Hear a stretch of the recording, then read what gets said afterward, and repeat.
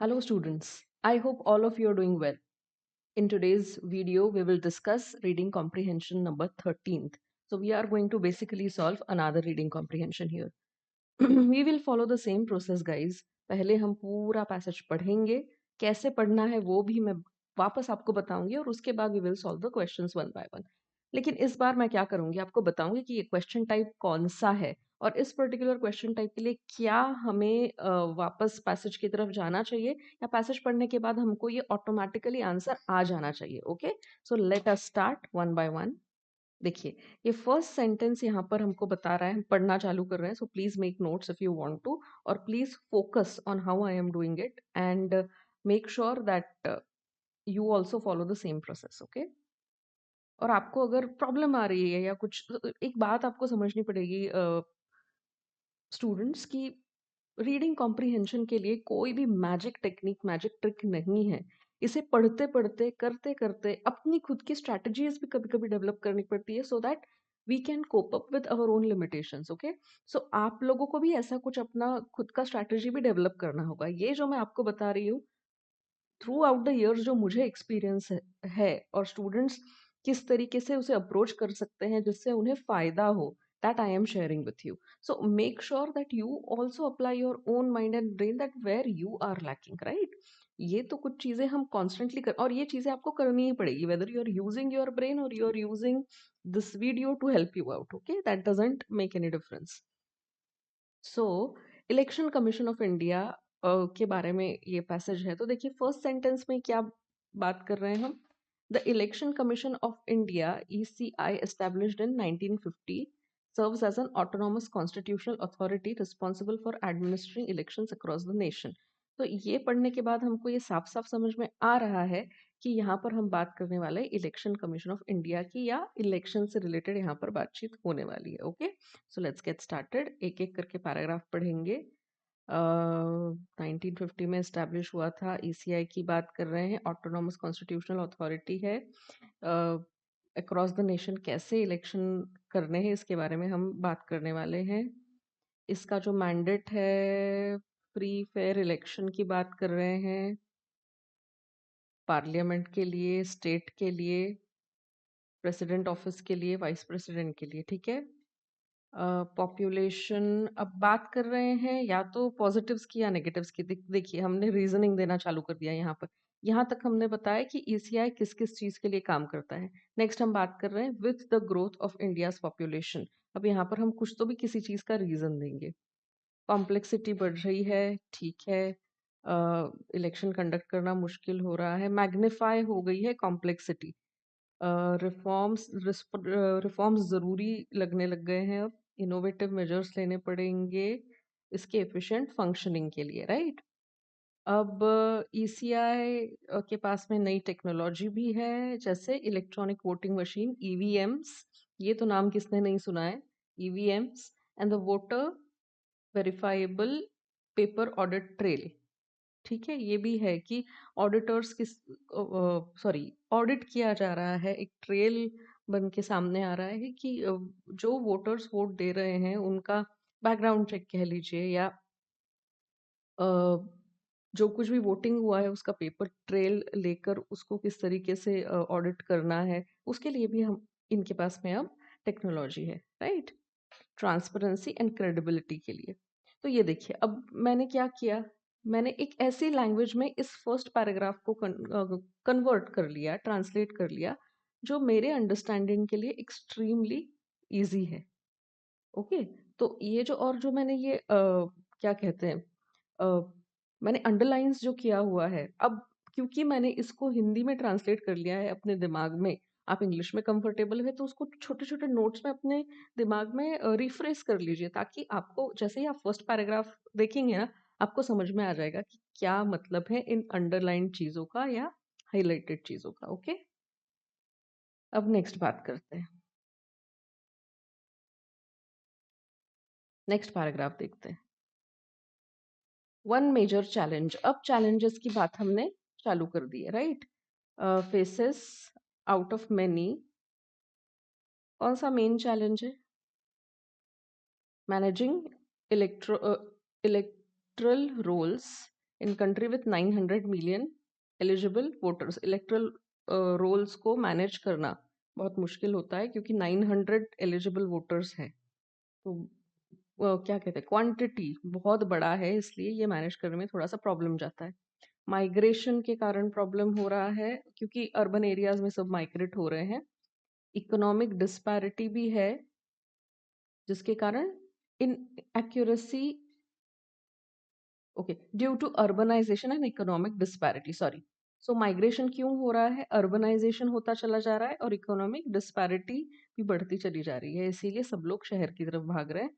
तो सब शहर की तरफ भाग रहे हैं, तो जो गांव के वोटर्स है वो भी अब शहरों में है, और शहरों में कई बार ऐसा होता है कि वोटिंग लिस्ट में उनका नाम नहीं होता है, उसकी वजह से हो जाती है गड़बड़। सो इनएक्यूरेसीज जो है ना वो बढ़ रही है वोटर रजिस्ट्रेशन के लिए।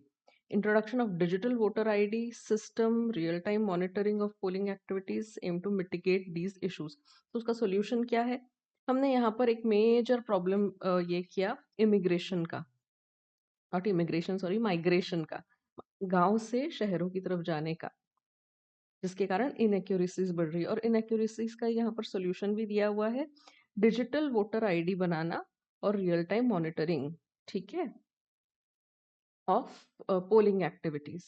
इसके बाद और भी कुछ बातें की गई है फर्दर मोर, ये देखिए कनेक्टर है।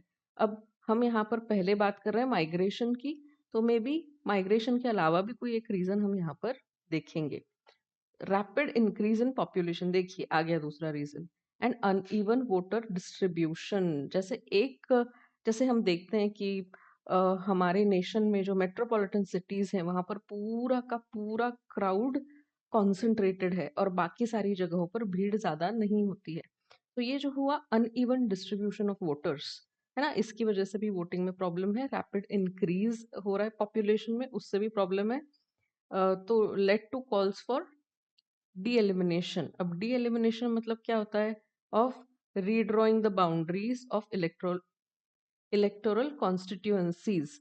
तो जैसे अभी ए टू बी एक कॉन्स्टिट्यूएंसी थी, तो अब वो सोच रहे हैं कि ए टू बी ये इतनी छोटी है और यहाँ पर वोटर्स ही इतने नहीं है, सबके सब हो गए हैं बी टू सी में। अब बी टू सी में अगर हो गए हैं तो ए टू सी को चलिए हम कर देते हैं एक कॉन्स्टिट्यूएंसी कर देते हैं, ताकि ये जो प्रॉब्लम आ रहा है माइग्रेशन का वो बंद हो जाए। This can be one of the solution, redraw कर रहे हैं वो बाउंड्रीज, राइट। बट क्रिटिक्स का क्या कहना है, क्रिटिक्स यहाँ पर कह रहे हैं कि this could disproportionately benefit densely populated states. Of course, अब महाराष्ट्र जैसा स्टेट है, वहां पर मुंबई है, पुणे है, वहां पर इतना क्राउड है, इतना क्राउड है।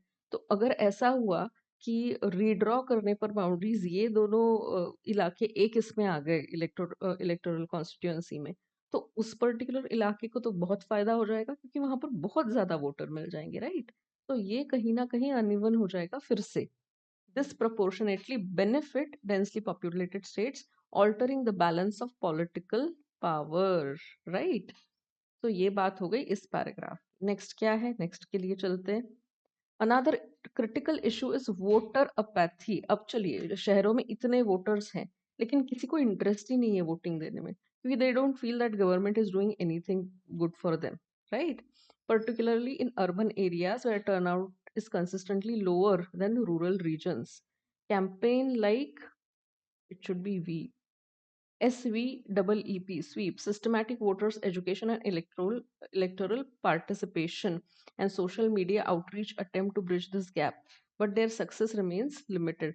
अब क्या कहा गया है, ऐसे जो कैंपेन्स है, मतलब लोगों को एडुकेट करना कि गवर्नमेंट ने क्या किया है, गवर्नमेंट के लिए क्यों आप अपने हाथों से चुनो आप, दिस इज डेमोक्रेसी, आपको अपना वोटिंग का पावर यूज करना चाहिए, राइट। सो इसके अवेयरनेस के लिए SVEEP नाम का एक कैंपेन रन हुआ था जिसमें अलग अलग चीजें, right, social media outreach program हुआ था, एडुकेट किया गया था ब्रिज करने के लिए ये गैप, लेकिन इसका सक्सेस लिमिटेड है।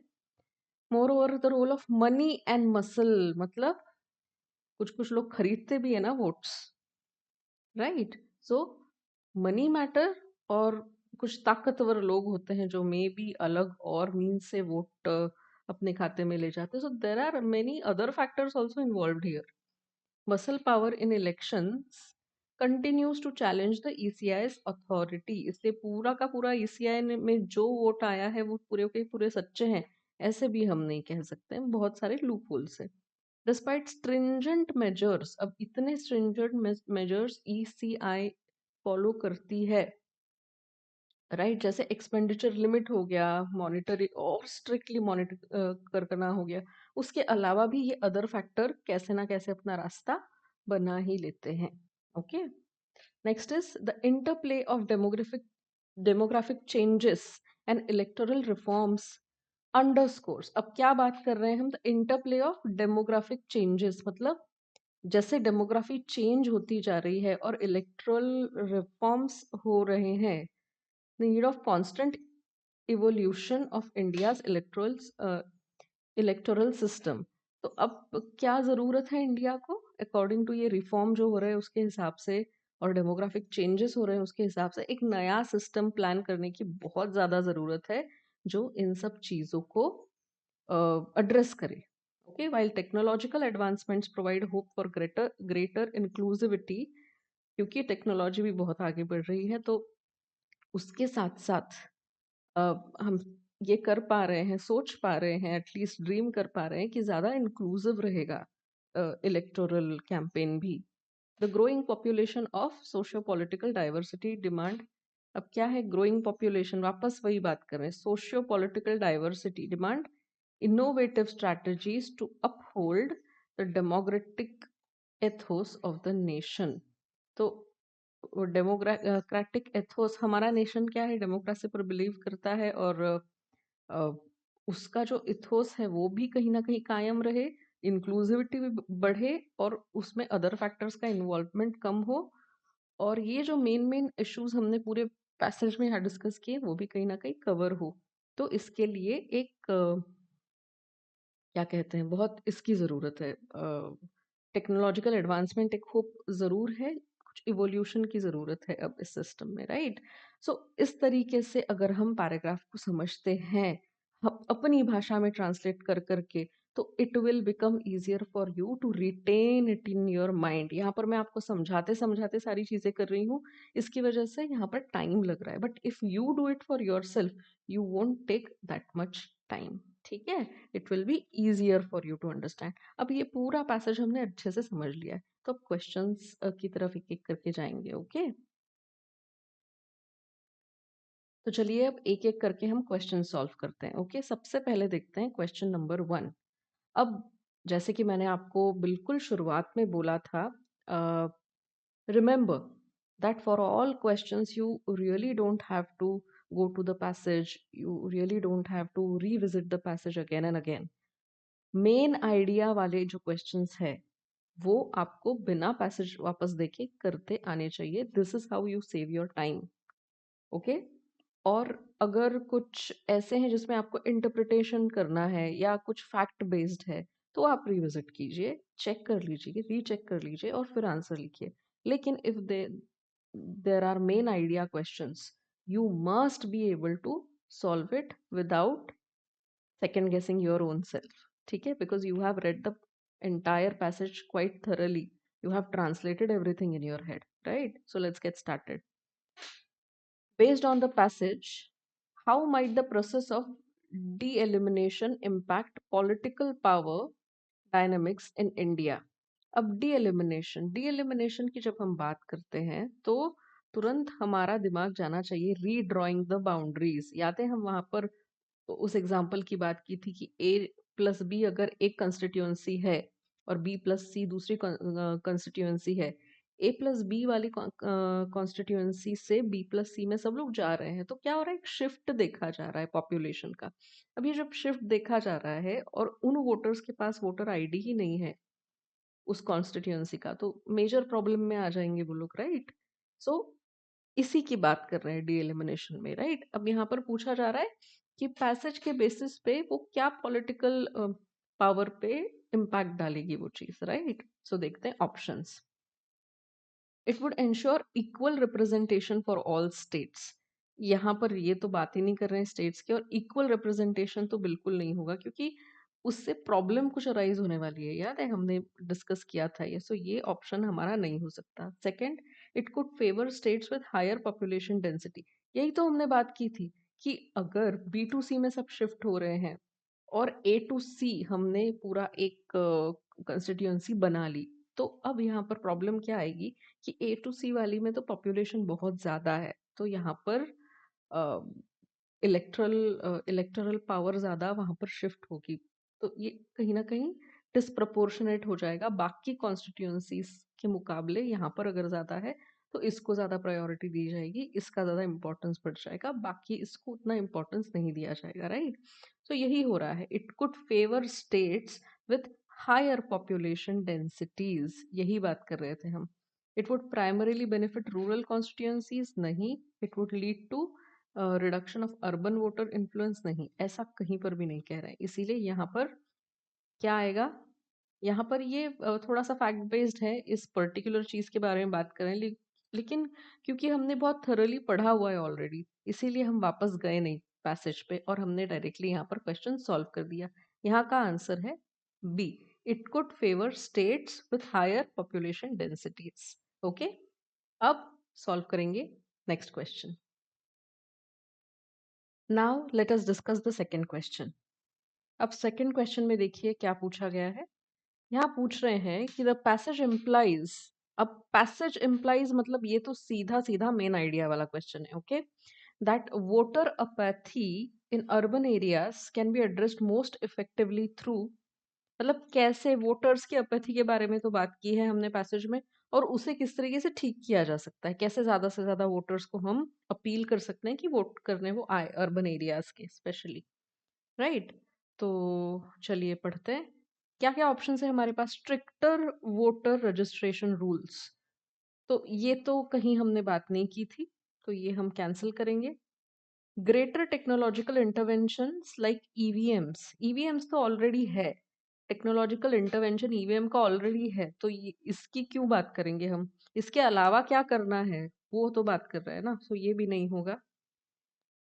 Targeted campaigns to engage and educate voters, हाँ, जैसे कि एसवी कुछ एक शॉर्ट फॉर्म था, एब्रिवेशन था, उसके बारे में हमने बात की थी। देखिए यहाँ पर systematic voters education and electoral participation, ये चीजें हैं जो बेसिकली हेल्प करती है। हालांकि इसका भी मतलब नतीजा कोई बहुत फैंटास्टिक हुआ ऐसी बात नहीं है, लेकिन फिर भी ये चीजें काम करती है, राइट? तो इसके बारे में एजुकेशन अगर दे वोटर्स को तो हेल्प मिल सकती है, और कैंपेन्स अगर ऐसे करे, सोशल मीडिया आउटरीच कैंपेन्स की जाए तो भी हेल्प मिल सकती है।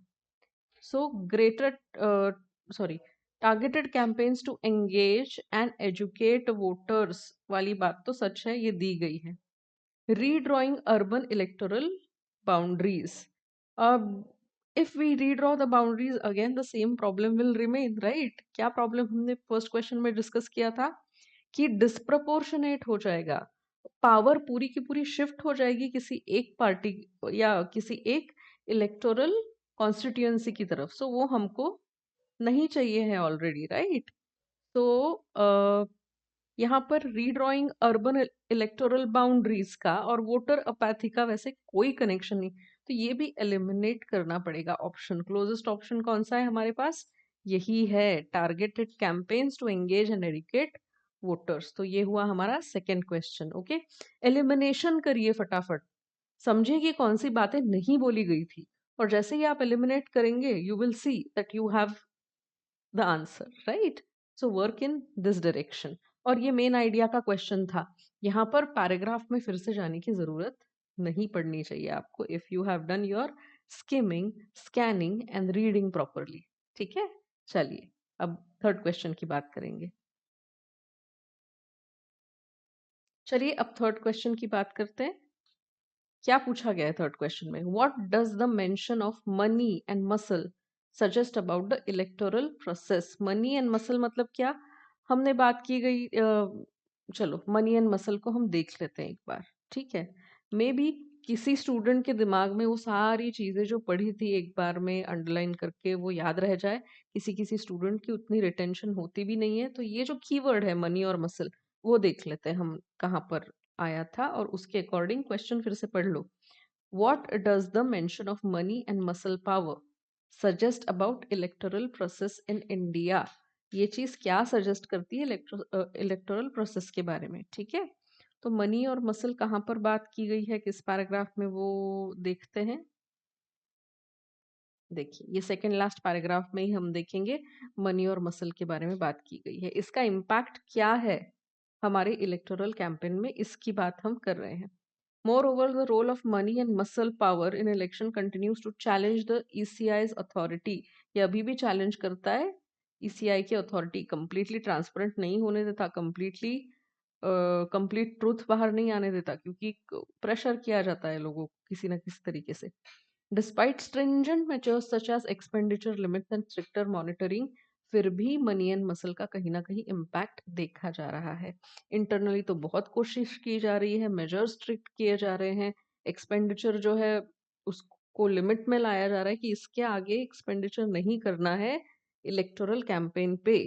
उसके बावजूद कहीं ना कहीं मनी और मसल का यहाँ पर अथॉरिटी पे इसके इम्पैक्ट है, राइट? अथॉरिटी पे इम्पैक्ट है मनी और मसल का। तो देखते हैं थर्ड क्वेश्चन में क्या पूछा है, फिर से पढ़ते हैं। What does the mention of money and muscle power suggest about the electoral process in India? अब वापस पढ़ ली है वो चीज, तो अब यहाँ पर ऑप्शंस देखते हैं हमारे। Electoral reforms have eliminated these issues. ये तो नहीं, तो हम फ्यूचर की बात कर रहे हैं, अभी हुआ थोड़ी ना है ऐसा। देखते हैं होगा या नहीं इवोल्यूशन इस इस प्रोसेस में। जब इवोल्यूशन होगा तब उसके बाद में रिफॉर्म्स होंगे, उसके बाद एलिमिनेट हो सकती है ये चीजें, अभी हुई नहीं है। Economic disparities directly affect voter turn out.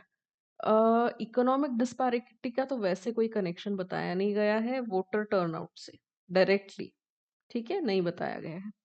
Despite measures, external influence still undermine the system, है ना? ये हो सकता है, लेकिन पक्का पता नहीं। लास्ट ऑप्शन देखते हैं पहले। These issues are exclusive to rural areas. ऐसा भी कहीं हम नहीं कह रहे हैं, ये हर जगह होता है। So the closest option again is despite measures. तो डिस्पाइट मेजर्स मतलब despite stringent measures and you know putting a cap on expenditure, उसके बावजूद मनी और मसल कहीं ना कहीं सिस्टम में है, अथॉरिटी को चैलेंज कर रहे हैं। तो क्लोजेस्ट ऑप्शन यहाँ हमारा सी होगा। ओके, तो सी is your answer here.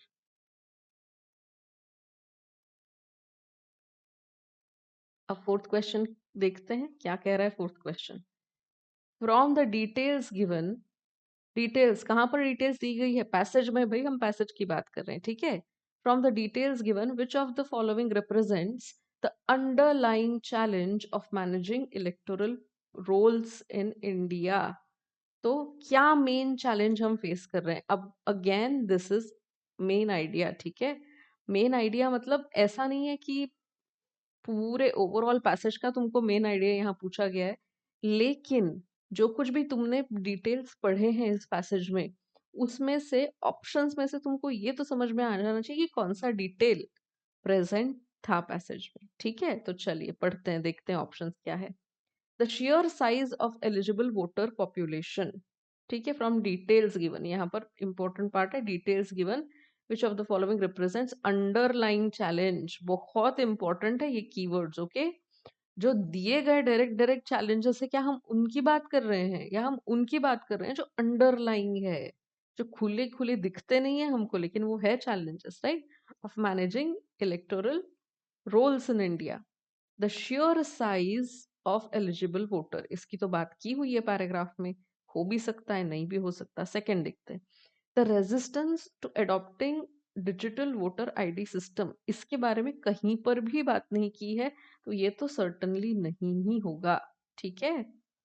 The complexities arising from voter migration and urbanisation, बिल्कुल इसकी भी बात की गई है कि कॉम्प्लेक्सिटी क्या हो रही है, arising from voter migration and urbanisation. ये बिल्कुल ऐसा का ऐसा दिया हुआ है हमको पैसेज में, राइट, कि वोटर क्या हो रहे हैं, माइग्रेट हो रहे हैं एक जगह से दूसरी जगह पर, अर्बनाइजेशन हो रहा है। अर्बनाइजेशन के कारण आ रहे हैं काफी सारे underlying problems, right. The lack of awareness among rural voters, ऐसा भी कहीं पर भी नहीं कहा गया है। अब देखते हैं, एक बार रेफर कर लेते हैं जो पैसेज में दिया गया है, बिल्कुल शुरुआत में हम देखते हैं इसके बारे में बात की गई है। Especially in a country with over 900 million eligible voters, migration due to urbanization and economic disparities often result in inaccuracies. Right?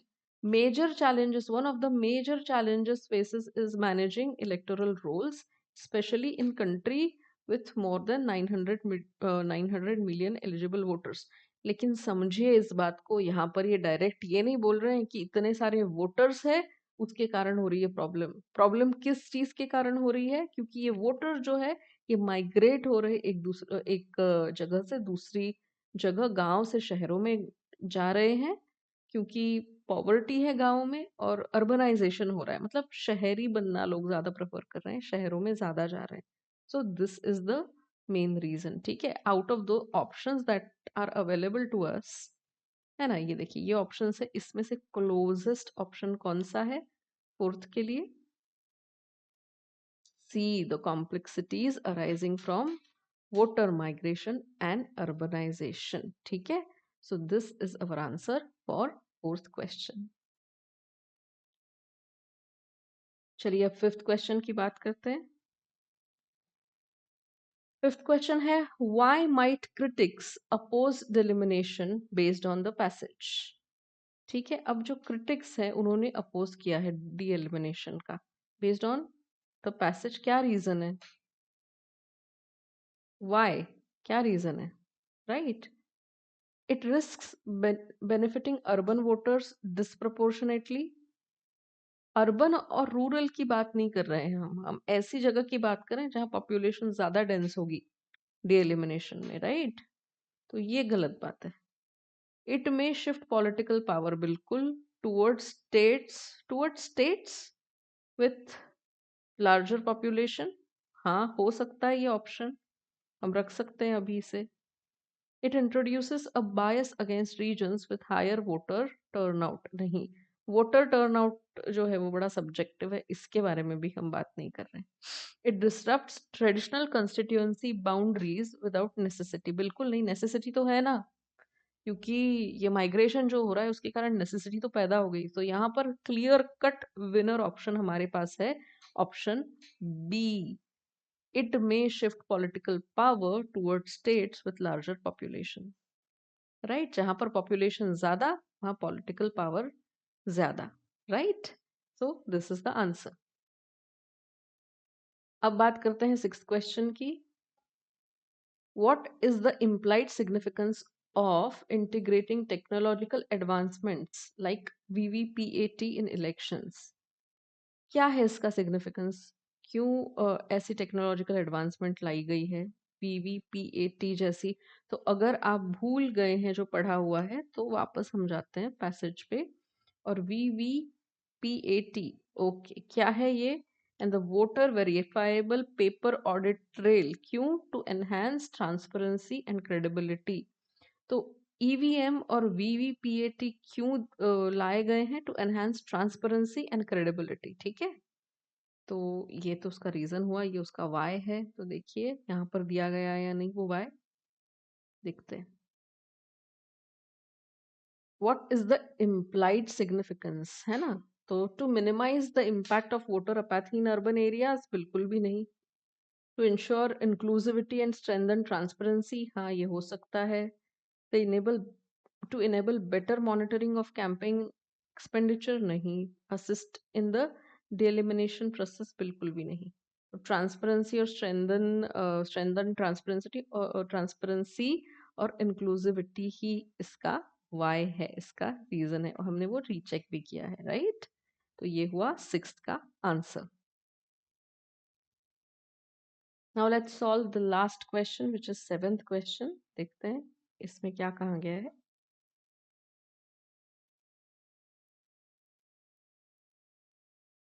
Which of the following assumptions can be drawn from the passage regarding voter education campaigns? Voter education campaigns, which of the following assumptions, अब यहाँ पर can be drawn from the passage. Passage में क्या assume किया गया है voters को जो एडुकेट करने के लिए कैंपेन्स रहते हैं उसके बारे में, राइट? आपको पैसेज में का अजम्पशन समझना है यहाँ पे। They have fully addressed voter apathy in urban areas. They require a combination of social and technological strategies. Their success depends entirely on digital engagement. बिल्कुल भी नहीं।